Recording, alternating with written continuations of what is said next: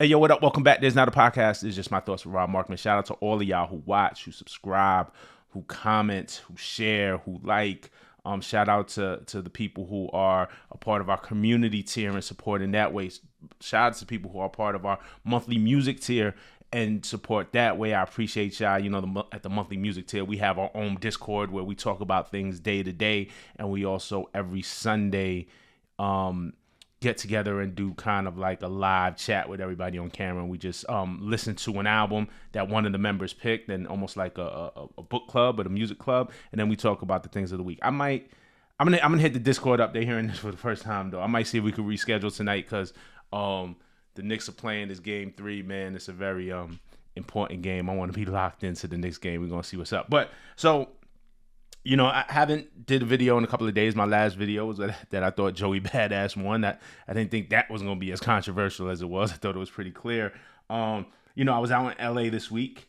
I shot something very special for Genius that'll be coming out. So we had an all-day shoot on Friday. Shout out to the team at Genius. Y'all know that I work there. I hold a position there. So we shot something very special in LA on Friday. And then after I went to the GNX tour on Friday night and checked that out, and then flew back Saturday morning. What we shot too, no speculation whatsoever. I mean, I'm not going to tell y'all what we shot, but what we shot had nothing to do with Kendrick or TDE, PJ Lang, nothing in that vein. But we shot something really cool. Genius, can't wait to roll it out. All right, so want to talk about this next week. This is my next kind of Diddy video tracking the second week of testimony. I'm not out here doing this day to day per se, but I said, you know what, I'll do a weekly recap on Sunday. Been following a lot of at Inner City Press, and I'm subscribed to their Twitter and the Patreon and the ebook, so I've been getting a lot of my information there and really tracking and listening to what Lauren LaRosa has to say. I'm just a fan of hers. So I was going to break down what happened this week. Obviously, the two big things this week. Kid Cudi was the biggest headline this week, and what he talked about of he testified that his Porsche got blown up and believing that it was Diddy. I'm trying to choose my words really carefully, and his relationship with Cassie and why they broke up, and the examination and the cross examination were interesting. But we had a lot of testimony this week. There is this thing, and maybe I'll get into it more during the Cudi section. Young Thug tweeted and said that kind of like alluded that Kid Cudi was a rat, that he was out there snitching. And man, Cudi's not a street guy. Never positioned himself as a street guy. Like, we got to define what snitching is, man. Like, Cudi's not in it.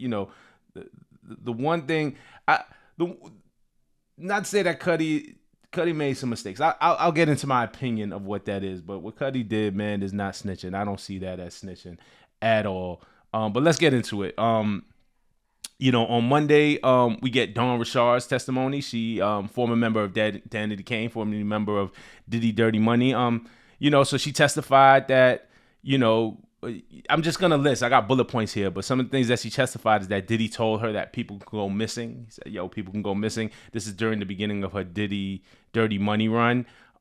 She said that she interpreted that on the stand as people can die.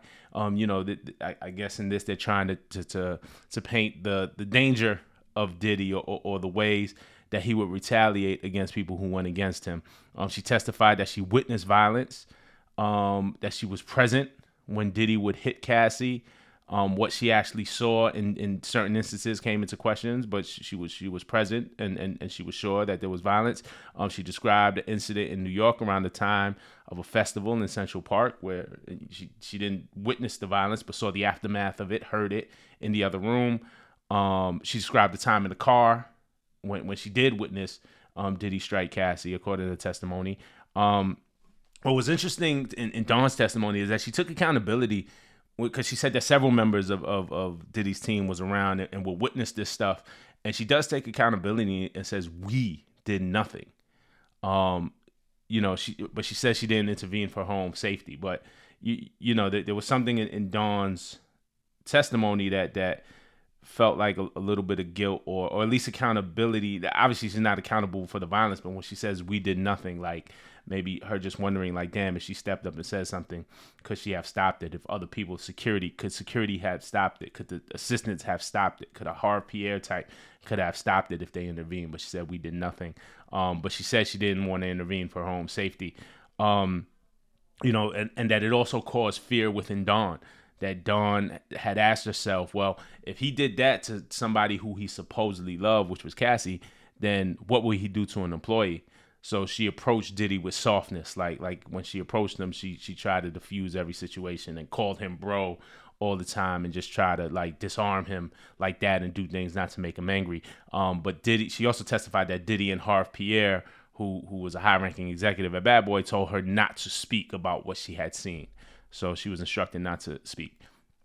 During the cross-examination, when the defense gets to her, they try to poke holes in what she said, saying that she hadn't kept her story straight about a time that Diddy assaulted Cassie for cooking eggs wrong or something to that effect. They grilled her on times where she would reach out to Diddy for work, even after she had witnessed this violence, even after she had left. They pointed out that her songs post Danity Kane and post Diddy Dirty Money, Dawn has an extensive musical career, and post her time with Diddy has been releasing her own music, but they pointed out that those songs weren't successful. So she reached out to Diddy for help, and so she could try to make more money off of her work. And she said that she reached out to help Kalina Harper, who was the third member of Diddy Dirty Money. She was the other half of the Dirty Money part. They grilled her on why she filed her civil lawsuit against Diddy, and she said, it was because of the working conditions, and they said for money. She said, well, it's for justice. So the cross, the defense, just tries to poke holes in Dawn as maybe somebody credible, or if Dawn had her own motives for why she was kind of testifying against Diddy. And ultimately, those are the two sides of it, and then it's up to the jury on what to believe, right? Kerry Morgan took the stand also. That's Cassie's former best friend, and she was subpoenaed. Kerry testified that she herself was assaulted by Diddy. She says that she was hit with a wooden hanger. She says that she was choked by Diddy. She says that her and Cassie stopped being friends because because Kerry felt that Cassie didn't support her after the Diddy assault. She testified about multiple times that she's witnessed Diddy assault Cassie throughout the years. So that was Kerry Morgan's testimony. They took David James on the stand. David James was a personal assistant of Diddy from 2007 to 2009. And he started testifying on Monday, but it went into Tuesday. He testified about asking Cassie why she didn't leave, and that her response was that Diddy controls her life and her music. That this was the prosecution.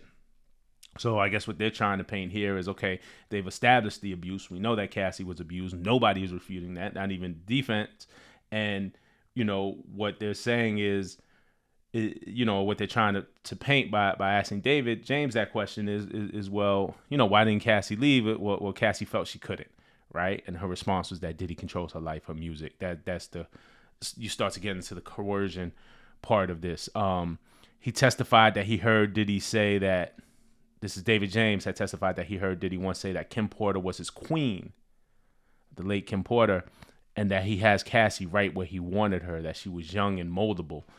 Remember when I talked about the age difference between Diddy and Cassie about a week ago, and that even though Cassie was at the age of consent when she hooked up with Diddy, she was old enough, she was legal, so to speak. There's still a power dynamic in that age, and David James testifying that he heard Diddy say that she was young and moldable starts to hint in that direction, right? Is that a smoking gun? No, but this is all just trying to paint what Diddy's characters and motive was, right? David James did testify, however, that he never personally witnessed Diddy be physically violent with Cassie.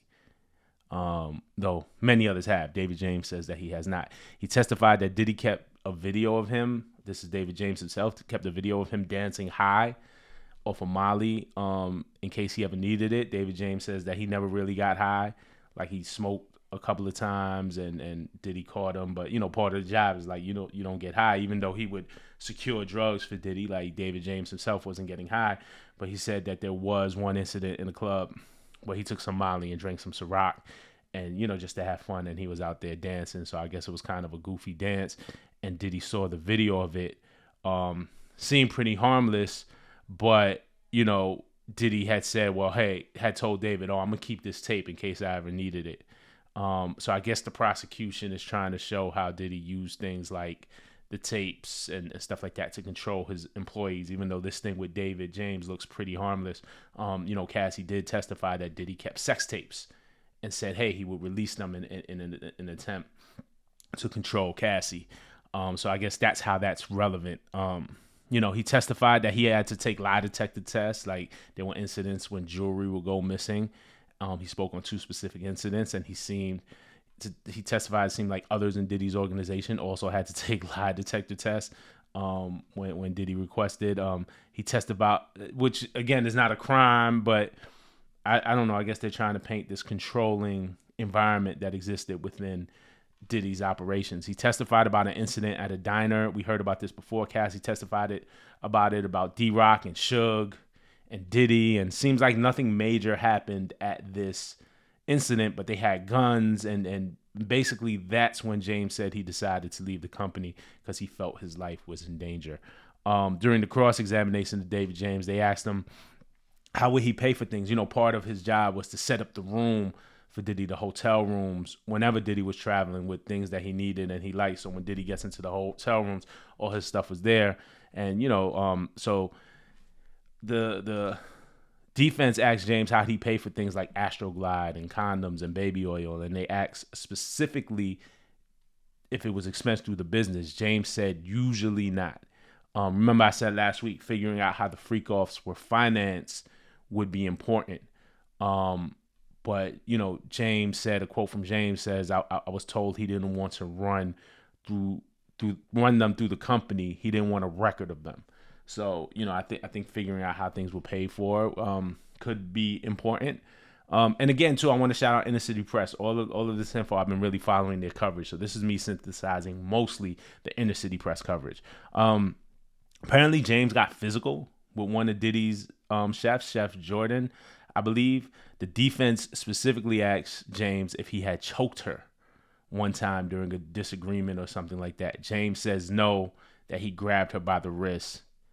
But even that physical act, he admitted that it was reported to corporate. He testified that Diddy told him that he can't be putting his hands on women and to get her a gift, to say sorry, to make up for it. And then James gave the chef a blunt, and that seemed to make everything okay. The defense also asked about a time when James had sex with a prostitute. I just think during the cross, I don't know how much in this David James testimony is going to be really kind of relevant. I think a lot of what the prosecution was trying to do was to paint the picture of Diddy and just the temperature around him and his organization at the time. And during the cross, they kind of did things. I think bringing up the fact that James had gotten physical with one of the chefs is used, first of all, horrible, but used to discredit him a little bit.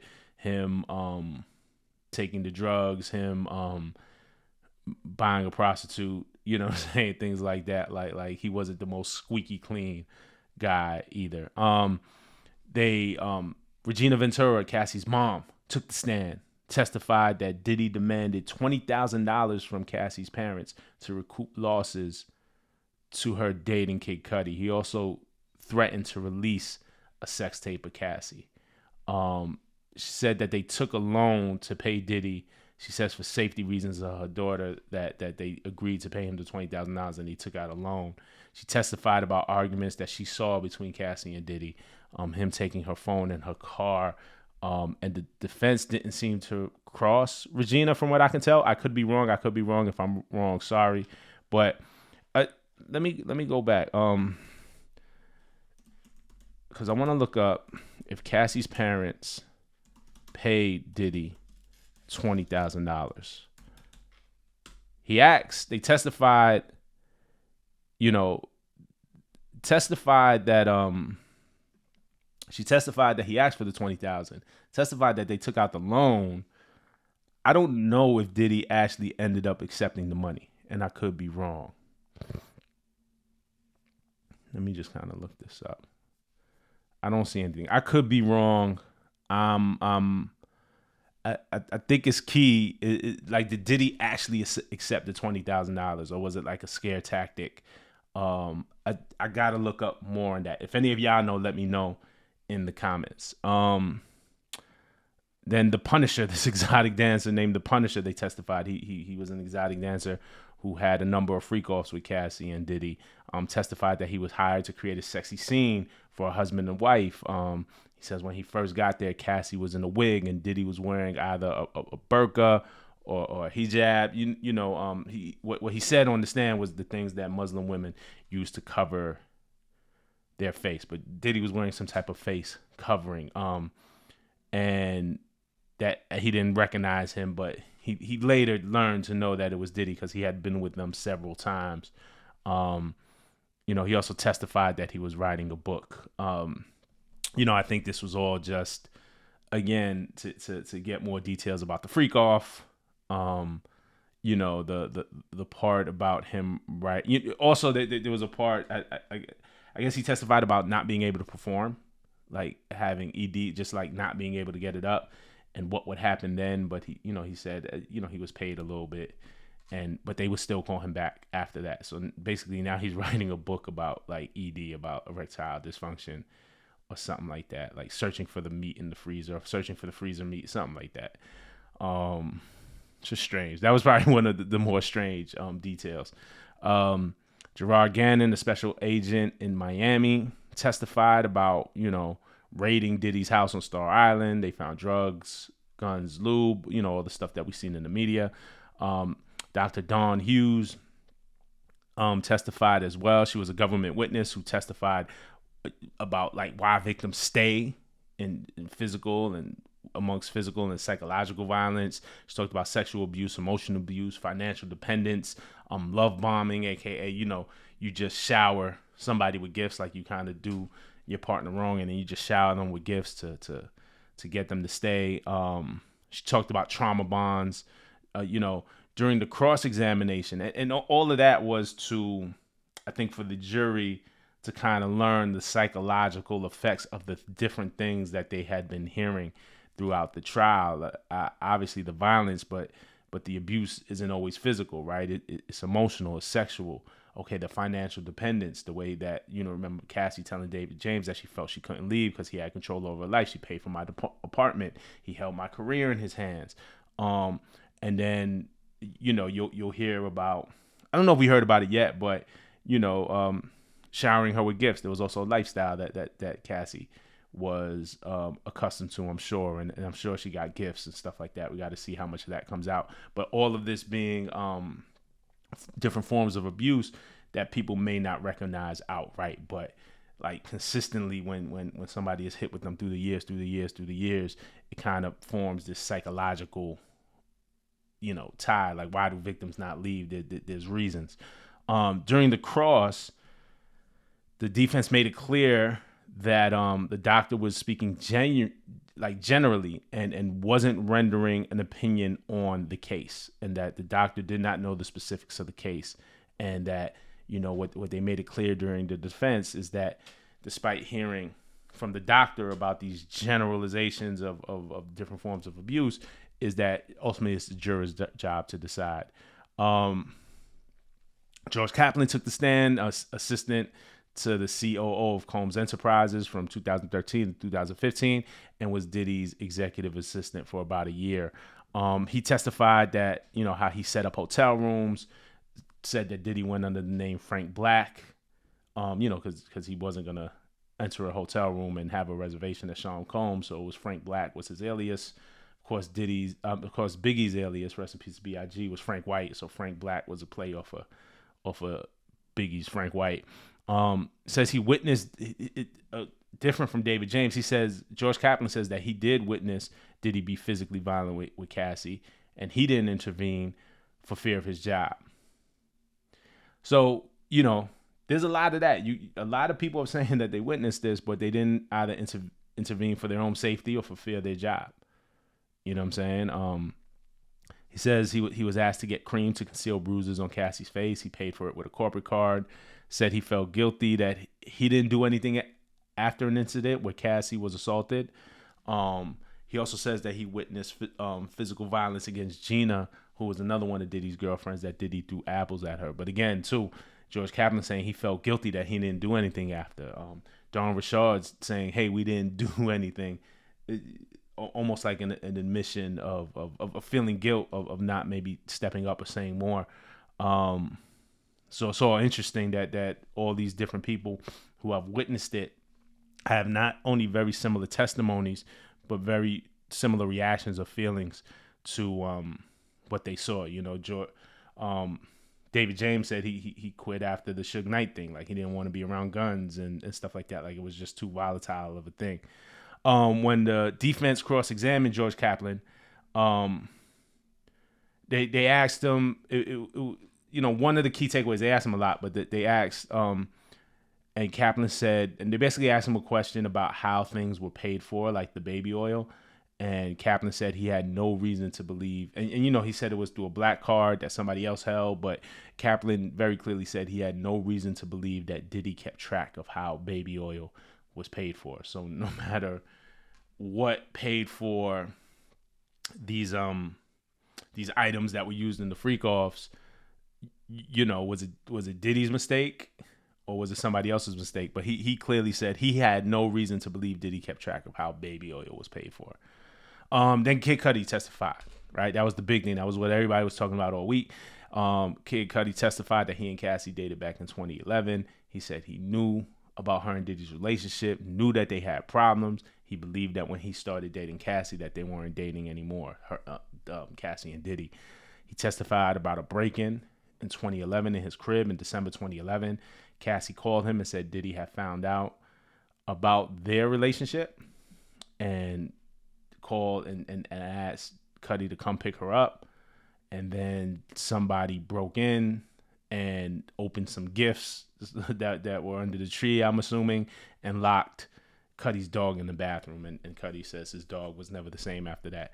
Capricorn Clark, who worked for Diddy, said told Cudi that he was in the car, that Diddy was in the car near Cudi's house. And Cudi says he called Diddy and Diddy said he was waiting for Cudi. Then there was another incident with Cudi's Porsche being set on fire by a Molotov cocktail. And then, after the break and after the Porsche being set on fire, Cudi at some point had asked Diddy to meet because he said things were just getting out of hand.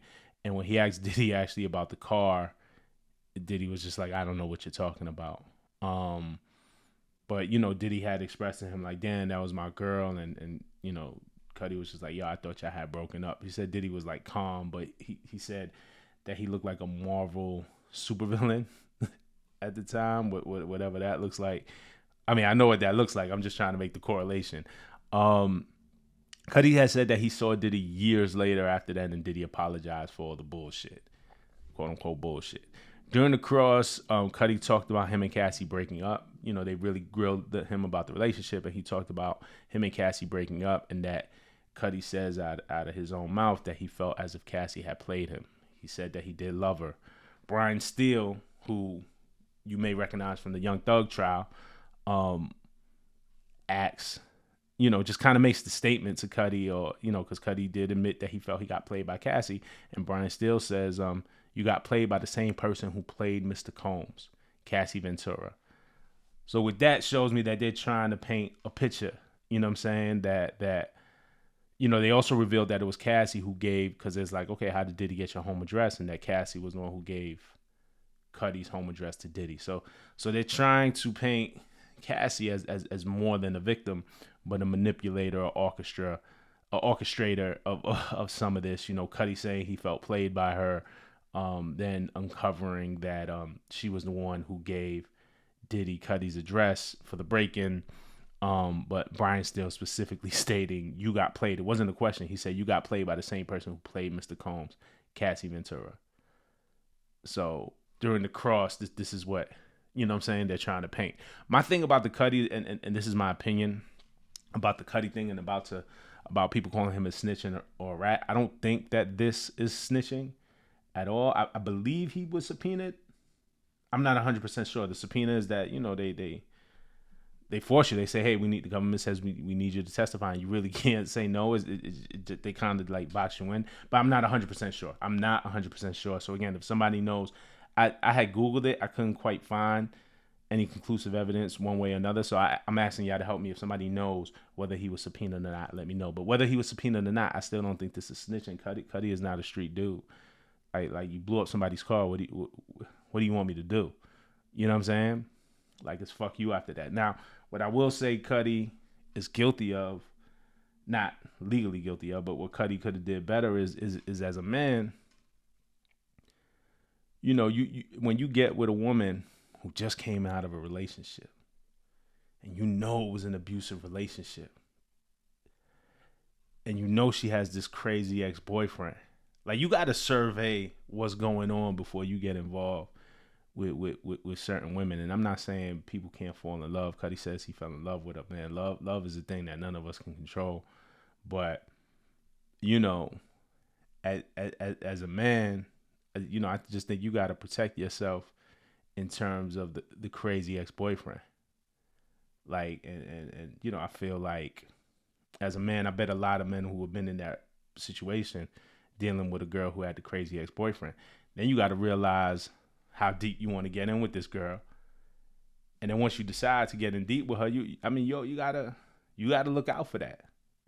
You know what I'm saying? And so I wonder if Cudi expected any of this, if he was prepared to deal with the crazy ex-boyfriend. The crazy ex-boyfriend having to be Diddy, who allegedly broke into the house or orchestrated a break-in and allegedly blew up his car, or allegedly orchestrated his car getting blown up.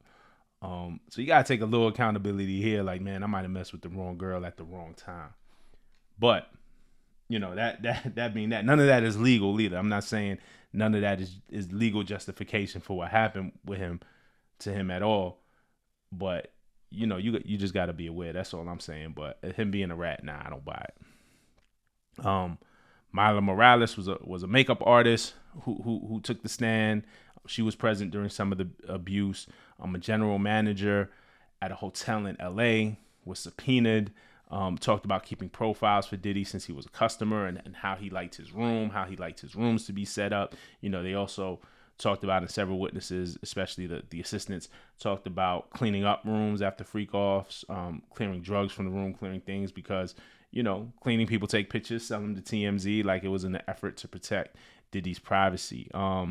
A special agent took the stand and talked from Homeland Security and talked, and he extracts data from computers. At his testimony got cut off because of time. I'm assuming he'll be back Tuesday. Monday is Memorial Day, so there's no court that day. So that was that for the week, man. Kid Cudi was the big thing. I thought Cassie's mom talking about the $20,000, like, and just things that she's witnessed was a big thing. She also said that Cassie, that Diddy threatened to release sex tapes to ruin Cassie. I thought Kerry Morgan's testimony, and she was subpoenaed as well. Cassie's old best friend. I think that can be important because she was abused herself. But it still seems like it's this push and pull of the prosecution painting a picture of Diddy as an abuser, as somebody who really uses his power over people, and the defense is trying to poke holes in that and at least distance that from the sex trafficking crimes, the RICO crimes, the things that he again, the defense at the very beginning of this did not deny that Diddy was an abuser and a bad person, but what they're trying to disprove is the RICO. Is the racketeering part of this, right? The coercion part of this, what And what the government is trying to prove is, I mean, they're setting up the character thing, but now they have to actually tie this to some big, the big crime that they charge them with. It'll be interesting. I don't think they've done it yet.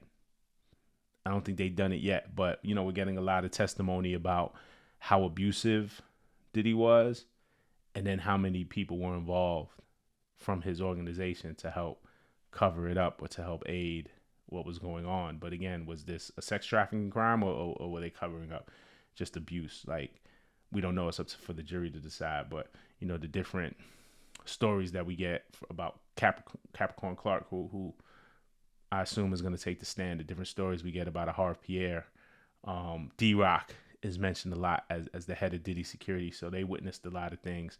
But Diddy and Harv Pierre telling Don Richard not to say anything about what they witnessed, and to the extent of how organized was this cover up, how criminal was it? I mean, we still have to wait and see. It's interesting, but that's it for this week. We'll return next week. Hopefully, this helped shed some light on it for y'all and help y'all follow along. All right, but till the next time, peace.